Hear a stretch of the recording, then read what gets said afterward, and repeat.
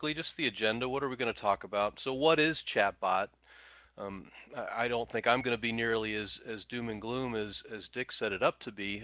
I'm a little more optimistic with our future, and more specifically with how it's going to help us from a service management perspective. A little less ambitious than some of these other live forever type of ideals, but I'm going to be focused more tactically on the short term and how this can actually help our organizations, our businesses, and why it's important. Why should we be taking note of chatbot other than obviously, living forever is a good thing, and we need to watch out for the robots if and when they do decide to take over. But besides that, why else should I be interested in chatbots here more immediately for our service management needs?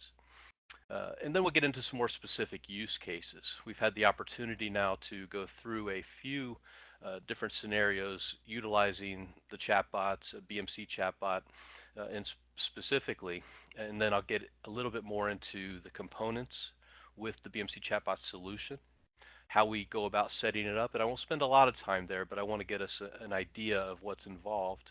And lastly, how can I learn some more information about these chatbots and how RightStar might be able to help.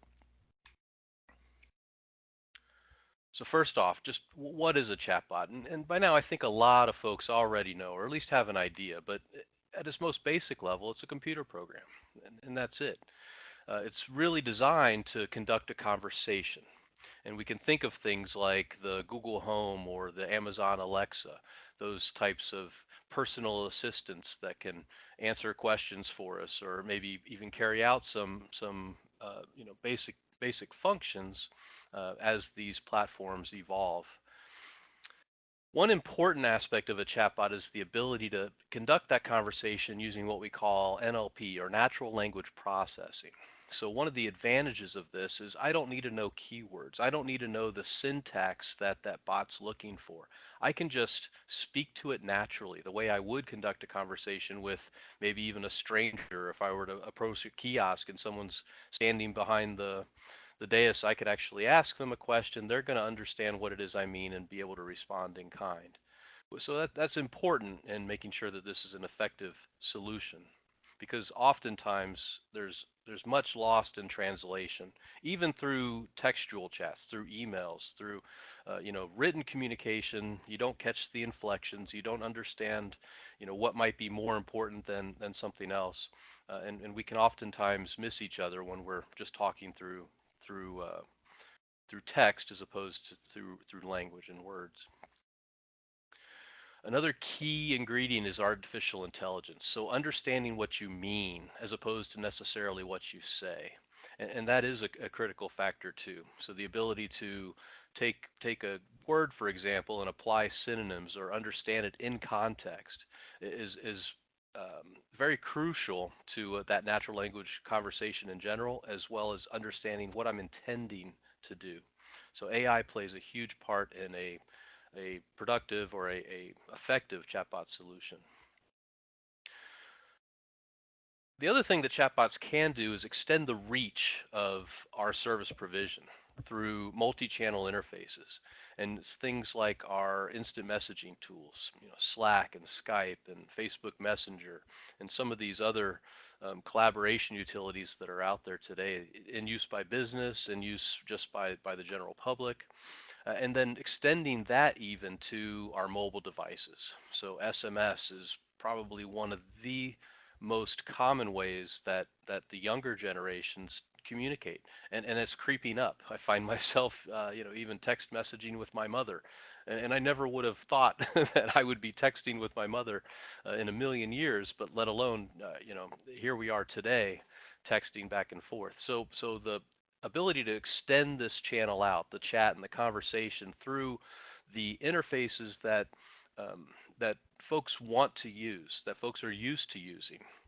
It's almost an expectation with the younger generation, and this allows us to sort of have those conversations in the method most comfortable to those who want to have that conversation.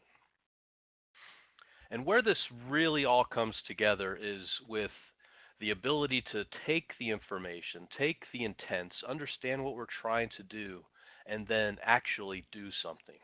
So the robotic process automation, or RPA, the ability to automate some task or fulfill some request as a result of this conversation is what really ties this together into a singular effective technology. And it's why it's taking hold in business.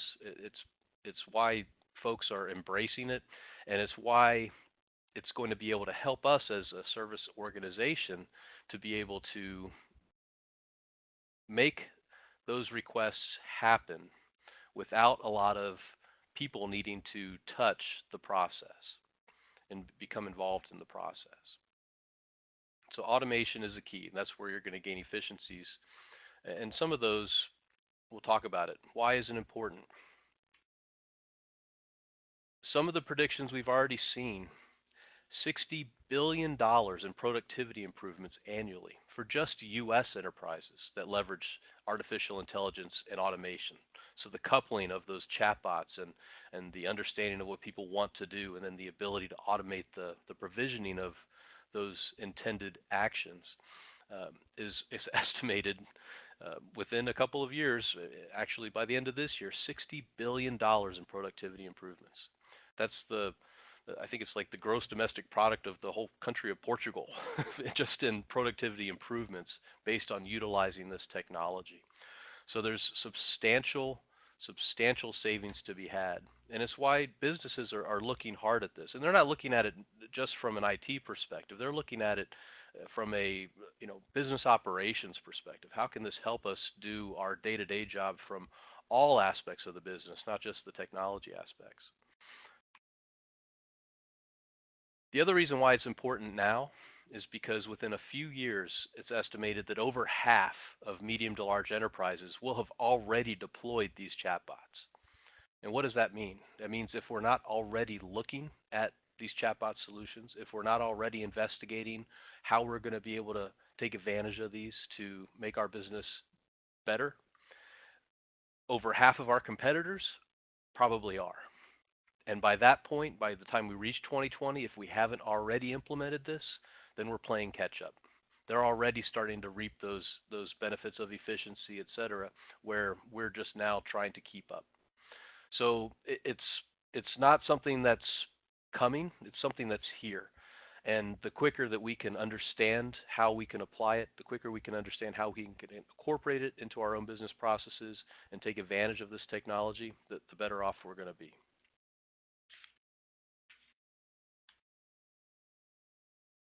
So let's get into some actual use cases and how we've actually deployed this. And not all of these are our examples, but I do have a few that we being RightStar have actually implemented.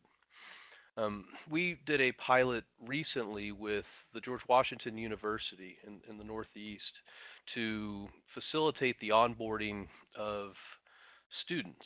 So the back to school scenarios that happen, every August when about thousands of students return within a given week or two to campus and need to get all of the setup and logistics involved with that. So you can imagine that the support organizations, the IT support specifically, is inundated with requests for, I need a new network ID, and I need a email address, and I need a new account because I'm a first-time student, or I've brought my own Roku device, I've brought my own Apple TV. How do I plug it into our wireless network?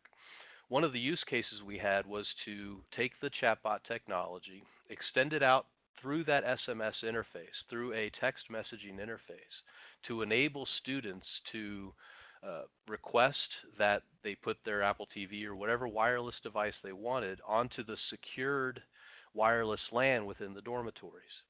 And that transaction basically looked like, I need a new device registered. Okay, what's the name of the device? What's the MAC ID of the device? And then they get a confirmation message saying, okay, your device is registered. And then they get a code. They actually plug it in, and they're up and running. And that was all done automatically. Behind the scenes, and we'll get into maybe a little more of the technical details, but we do have these connectors now that carry out that robotic process automation piece to feed those external systems. In this case, it was HP Aruba ClearPass to do the registration of the device onto their wireless LAN. But it was all front-ended through that chatbot technology, and then specifically Twilio was the service used to enable the SMS communication into the chatbot. Another service that we did for the George Washington University was new student setup. So they were able to come in as a new student and request to get a new NetID, email address, and all the things that came along with a first-time student registrant onto their network, access to all the various services, etc. Another common way this was used for multiple organizations, but George Washington University used this as well, was to have some general knowledge. I think they quantified it as about 90% of the phone calls they would get during the first 2 weeks were about 5 different topics. And again, it's password reset, or where do I go for this or that. So those knowledge articles were made available through the SMS interface as well as through the web interface, so that if students were saying, how do I, and then obviously it's looking for that subject matter, and if it found a relevant knowledge article, it would return that information to the students to potentially deflect calls from ever even getting to the service desk in the first place. So a self-service, self-help type of knowledge lookup made available through the chatbot. This one's off topic, but I always find this is a very interesting use case. So I think it was a few years ago, we had a 19-year-old. He was a second-year Stanford student by the name of Joshua Browder. So he launched a website to appeal traffic tickets. 21 months after he launched this site, what it would do is he would get as much information regarding your traffic ticket as possible, and then based on those details would fill out all the required forms that they needed to submit in order to appeal the traffic ticket.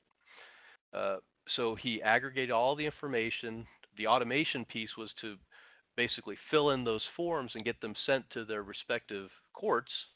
And again, within 21 months after launching this site, he was able to overturn 64% of the potential fines that people were facing. And the estimated savings was over $4 million in time, $4 million in citations. Over 160,000 fines were overturned. The interesting side note to this was that Joshua decided to develop this technology after receiving 30 parking tickets when he was 18 years old. So he had some incentive there. This was as of, I think, 2016. At last count, I think there's been over 375,000 tickets that have now been resolved or disputed successfully, saving consumers over $10 million in fines. And it's free. He offers this as a free service. Just as another side note, he has a new project where he's actually facilitating the application process for political asylum for refugees. So that should be interesting as well. But just another example of how chatbots sort of extending the reach to people and folks that otherwise would not have the resources at their fingertip. And being a little more humble, we can look at it as extending the resources of our IT organizations to folks that may not know that these things are out there. Another example that came to mind when I was sitting in the emergency room last year after an unfortunate incident with some deck stripper in my eyeball, I noticed that they had a mobile application that they suggested you download. And I saw this and said, you know what, that makes a lot of sense. Let me have this mobile application. And I can tell you definitively that it is the single most handy thing that I've ever had related to healthcare ever, because it's got my test results. I'm allowed to schedule patient visits. I can directly message my doctor, who messages me back within a reasonable amount of time. But if I wanted to go see what my cholesterol count was from last year, I can go there. It still has those test results, and it's all at my fingertips. So I really got interested in this because that's a true improvement in patient care, and that's all through a system called Epic. If you're familiar with healthcare at all, and there's Epic and McKesson, and there's a few other big ones. But uh, the thought came to mind that, well, if it's this easy to make requests available to the general patients, then why couldn't we front end this with something like a chatbot? So not only front ending it for the patients, but front ending it for the nurses, the ability to order lab results or to order an X-ray up to a mobile, into the emergency room, for example. So to front end all of those Epic type of requests with something like chatbot, extending the reach through personal assistance, through mobile, text messaging, or even the web interface traditionally, but the ability to directly impact patient care, the ability to expedite patient care, the ability to deliver better results in patient care using a chatbot technology and extending that reach can have very meaningful consequences in terms of just overall health and the ability to save lives, quite frankly.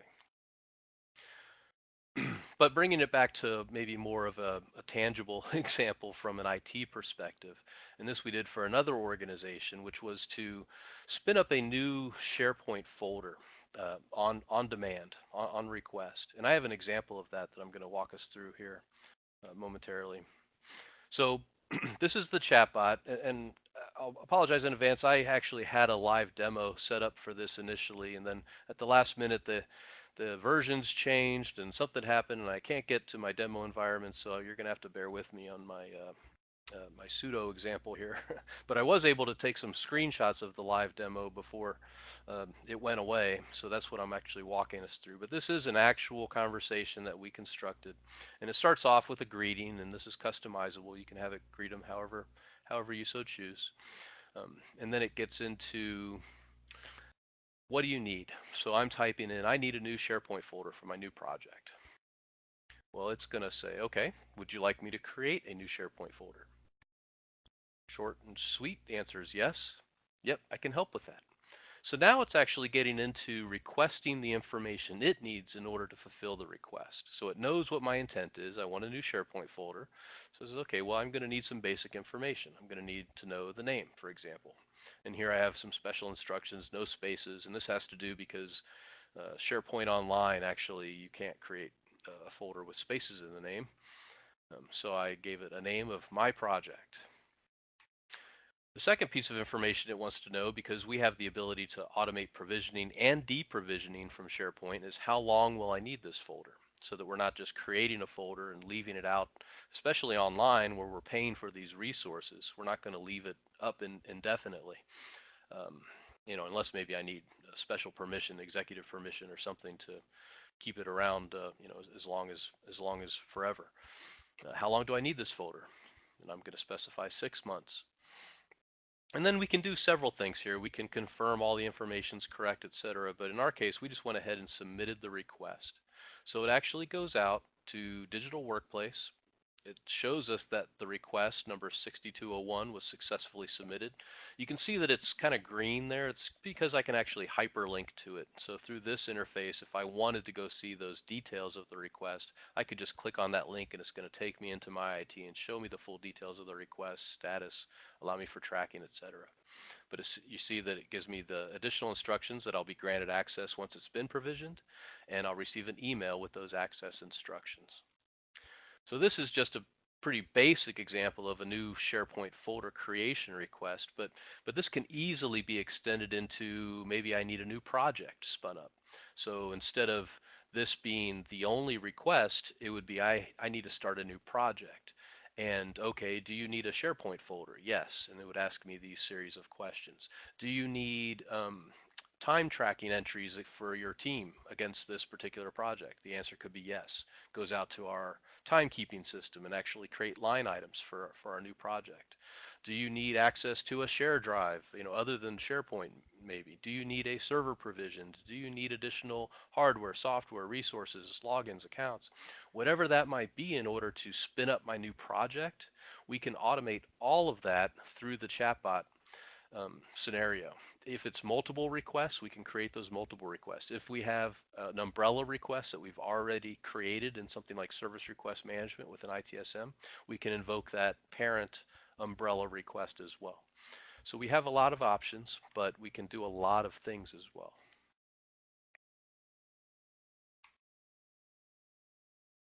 So what's involved with this?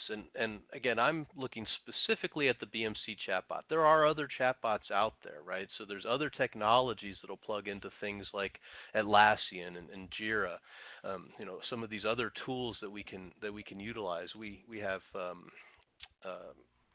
other partners that we can actually invoke to tie into other service management systems like ServiceNow.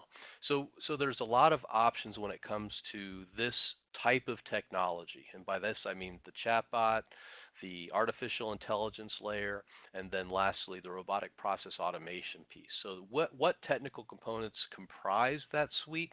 You have options. There's a lot of options, and RightStar is familiar with a lot of those options, and we can help. But specifically, what the scenarios I was giving earlier are tied to the BMC chatbot solution and how we've used BMC chatbot to implement these use cases. Specifically, we used the IBM Watson Conversation Service. This is really where the chatbot itself lives. This is where all of the intelligence around what questions do I ask based on the responses, how am I going to answer, how do I understand what he's intending to do, how do I create synonyms for the different nouns and the different things that we might want to act on, and where do I invoke the services from, is really done in the IBM Watson Conversation Service. Now, I know BMC is prepared to potentially offer other conversation services the way that it's set up today, but IBM Watson is what we used for our pilots and for our previous implementation efforts. The other major component is what's called Digital Workplace Advanced. And you might be familiar with Digital Workplace, which was rebranded. They used to call it MyIT. So you've got Digital Workplace Basic, and now you've got Digital Workplace Advanced, which includes a few other components. So in addition to the MyIT, or what was known as MyIT, you also get the Innovation Suite. And the Innovation Suite's where the chatbot application is actually built and where it resides and where it's run. There's also a service broker. It's also referred to as the Digital Workplace Catalog, if you hear that terminology. But that's an aggregator of services. So it's a service catalog of service catalogs. So I could potentially take my HR catalog, my facilities catalog, my kitchen catalog, well, whatever we might have out there from a catalog perspective. And in fact, catalog sprawl is an issue these days because every technology offers some form of catalog, so that you have maybe 1 to 10 to 20 different places you go to make different types of requests within your organization. Well, Service Broker aggregates all of those together under one umbrella, so that you can go to one place, have access to all of your different service catalogs, and then it knows how to invoke the services from each of those individual solutions. And then lastly, the integration service. So this is an optional service, but this allows you to develop things like your own custom connectors. The case I gave earlier with HP Aruba ClearPass, where we were registering devices on the wireless LAN, we were able to develop a connector to HP Aruba ClearPass through the integration service. And that is where it actually brokers the calls, the API between Innovation Studio and the chatbot application to that back end HP Aruba ClearPass application, and back and forth. As I mentioned, we do have connectors. So BMC supplies a number of connectors out of the box, and it is primarily connectors to their own technologies, ITSM for example, but then there's also ones to some of the more common cloud computing environments, Microsoft Azure, Amazon Web Services, to name a couple. And then, as I mentioned, this is where we could also develop custom connectors, such as that HP Aruba ClearPass example that I cited earlier. But it's straightforward development. you can use Java or JavaScript to develop these connectors, so it's common programming languages. And anymore, a lot of especially your web-based technologies have very open RESTful APIs that make it extremely easy to pass data back and forth. So connector development, while it is development, it's probably on the easier side of development. So I've seen junior developers be able to create these connectors pretty readily. A couple of the optional items would be these multi-channel interfaces. So while the BMC chatbot comes natively with a web interface, if I wanted to extend that reach to things like um, the SMS through Twilio, so if I wanted to be able to do the text messaging, I can establish that additional interface. If I want to tie this into Skype for business, I can extend the reach using that interface, or Slack, for example. The BMC productized chatbot solution will continue to grow the interface options as the product matures. And then the last piece that is optional was really IT service management. Now, it makes a lot of sense to have this front-ending a service management type of platform, but it's not necessary. So it could be any tool, or it could be any other type of service management tool. Again, I mentioned the Atlassian suite of tools, for example. It could be the Atlassian service desk as opposed to the BMC service desk. It could be not even BMC's full-blown Remedy ITSM. It could be Remedy Force, or it could be ServiceNow. It could be any number of solutions that you might have on the back end. But even those aren't absolutely necessary from a pure technology perspective. When it gets to that robotic process automation piece, it is nice to create the incident or the change, have that historical record, tie into our service management process if they're mature. But it's not necessary. We can go out and just invoke those other technologies to fulfill the request without going through a formal service management system. Although I wouldn't recommend it. as a service management professional, I see value in IT service management tools, and I would prefer to see it go through that traditional path. So how does this work? In short, we've got our user here on the left-hand side. I did mention the Innovation Suite, which is Digital Workplace Advanced, or a component thereof. It's been rebranded as BMC Helix, so that's why I have that there at the top.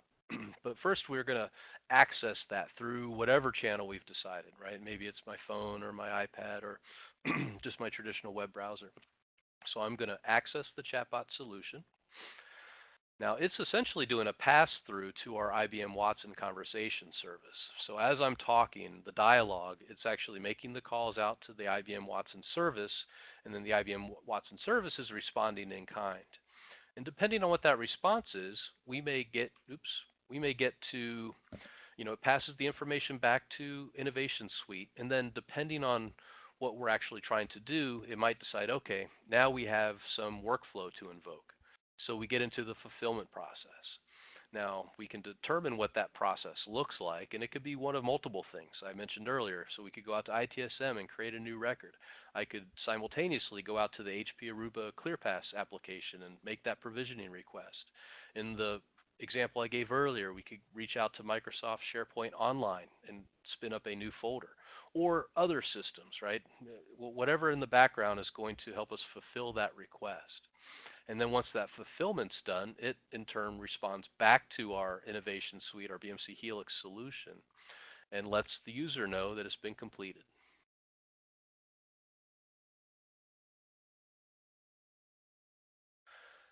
Won't take a lot of time on this, but I do want to show you sort of behind the scenes. Now, I will also mention that some of the stuff has changed as of the most recent release, the 18.11 release of the chatbot, and I'll call out what those differences are. But step one was to go out and actually create an account with IBM, and depending on how you would purchase the solution, BMC facilitates this process to some extent, so you can actually go through them to broker the account with IBM, etc. But if you didn't want to do that and you wanted to create your own, or maybe you already have your own, you establish that account with IBM, and then you want to create a Watson Assistant instance. So you'd actually go out to the IBM site, click Get Started, and that's going to take you through to the next step, which is creating a conversation workspace. So once I have that, and I click on create the workspace, we'll, real briefly, I just want to mention that IBM actually walks you through this process pretty well. In fact, you see we've got the 3 easy steps. This is an actual screenshot um, from their site, so it's telling you how to go through and do all of this. But once you get to the end of that, you're going to go ahead and say create a workspace. And then when I have my workspace, here's where you start to make some of the magic happen. You're going to use the Watson Assistant to create what are called intents, entities, and dialogues. Intents are, as the name indicates, what the user is intending to do. So at the end of the day, what are they trying to accomplish? Entities are essentially your nouns, things. So if I want a new computer or I want a new phone, I might have those linked together as an entity, a computer, a phone, a thing. And then lastly is the dialogue, which is the conversation. It's the back and forth. If they ask this question, then I'm going to respond in kind. If they respond this way, then I want to go down this path of additional questioning, for example. This is one of the elements that have changed. So in the latest release from BMC, they actually have, through Innovation Studio, or Innovation Suite, through the Chatbot administration console, you can set up intents, entities, and dialogues without going directly through the Watson Assistant. So that part has changed a little bit, but you can still go through the Watson Assistant. There's nothing preventing you from doing so. And again, I mentioned it earlier, but IBM has a ton of information when it comes to setting up the chatbot solution. They have a lot of tutorials to get you up and running to understand this from a pretty basic level, and then you can deep dive as much as you want into any given area. To get this thing working, it doesn't take too deep of a knowledge. Cursory knowledge will suffice, but when you start to realize what it can do, it can get very technical very fast. But it's also very, very powerful. It's a very, very interesting application. It's kind of fun to work with, quite frankly. If you've never had the opportunity to work with it, you might enjoy just going through and doing some of their tutorials because it's quite interesting. But once we've got that set up, now we need to configure our conversation service, so the dialogues, the intents, the entities that we created in IBM Watson, to hook into our chatbot. So this is where we would go into the Innovation Suite through administration. We see we've got an option for cognitive service, and then under the cognitive services, we have our IBM Watson conversation. And you get your username, you get your password, so it can actually reach out to that IBM Watson conversation service and pull it into our chatbot solution. Now, once we've actually got the conversation hooked in, we need something behind it. So this is where we get into that robotic process automation piece. So it's great to ask the questions, but when we finally get to the intent, when we finally understand what it is they're trying to do, what do we do? Well, for this, the Innovation Suite actually has a process designer. And I have a very rudimentary example here, but you start with your, at the front, at the beginning, you can accept a whole bunch of inputs, you define your outputs, and you can have very complex processes here in the middle to go out and collect additional information or perform conditional processing or do a number of different fulfillment requests, all as part of this one single process. And again, more information, I'm not going to go into depth here, but BMC has documents that talk about this exact step, as well as how to define these processes using the Innovation Suite. So now that we've got our process defined, now we need to figure out how to invoke those processes from our conversation service. This is another area where BMC has made improvements in the 1811 release, because now adding these, what we call invocation triggers, is much easier to do. What we used to have to do was to go into the conversation itself, the Watson conversation, and actually look behind the scenes. And that's what we're looking at here, this black box that looks very, techie, codey. That's where you would actually invoke the service request that you wanted to perform on the back end. And it required input mapping of variables to, contextual variables within the conversation, and it was pretty involved. But this is probably the hardest piece from just making sure everything lines up. And it was difficult to understand what those input parameters needed to be, because you had to do an extract from the service broker to find the globally unique identifier that it was referencing, and it was kind of a rigmarole. But I'll tell you, once you figured it out, it wasn't too bad. However, BMC has simplified that process. So now they've actually got configuration screens to say, here's my input variables, here's what I want to map it to, and then here's what we're looking for on the back end. However, if you still go under the covers with the conversation service itself through IBM, you'll see that it's all developed using JSON. It stands for JavaScript Object Notation.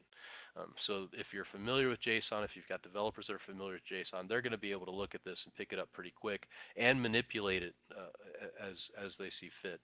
Again, with the IBM reference material, you can really extend the capabilities of the solution beyond what's offered even out of the box through the BMC productized version of Chatbot.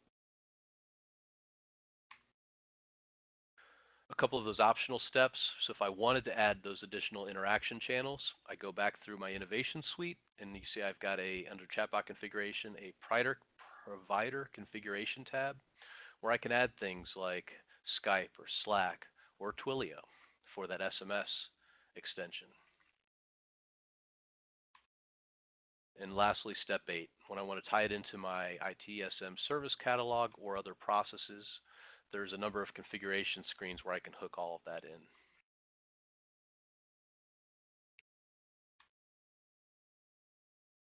So to summarize, what is a chatbot? It's basically a computer program, but I think that conducts a conversation. But really, what you're looking for is you want to make sure you've got that NLP, the natural language processing, the artificial intelligence to be able to determine what it is people mean as opposed to what they say.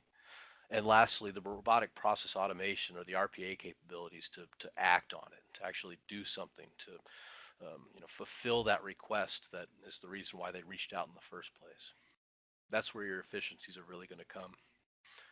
And why is it important? I mean, it just says it all right there. Operational improvements and cost reduction. That's why companies are so on board with this, because they see the potential cost savings as well as the efficiency improvements that are going to come along with not needing to go through multiple steps and multiple hands and sit in somebody's queue and wait for them to respond.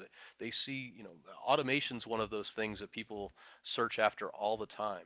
But the ability to automate, and now the ability to understand what it is people intend to do, that's sort of the key and why this is going to be such a big success. Use cases.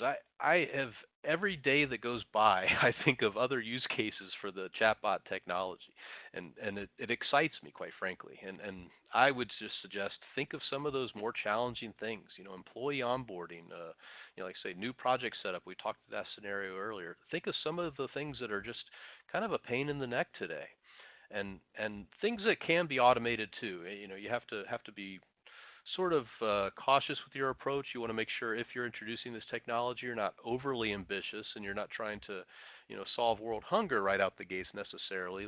Start small, start controlled, make sure it works, show that it works, and then start to build on your footprint. Make sure that it can take on those bigger and bigger challenges. But I have yet to find the scenario that we could not find a solution for. Components, we talked the BMC chatbot specifically, which entails Digital Workplace Advanced, the IBM Watson Conversation Service, some optional components such as ITSM and using Twilio for SMS, or some of the other instant messaging tools or collaboration tools like Slack and Skype for Business. Setting it up, we created the conversation, configured Digital Workplace Advanced, developed our workflows, those processes, and any connectors that were needed for those third-party elements not already included. And if you want to know more, just reach out and contact RightStar. We'll be glad to help. All right, great job.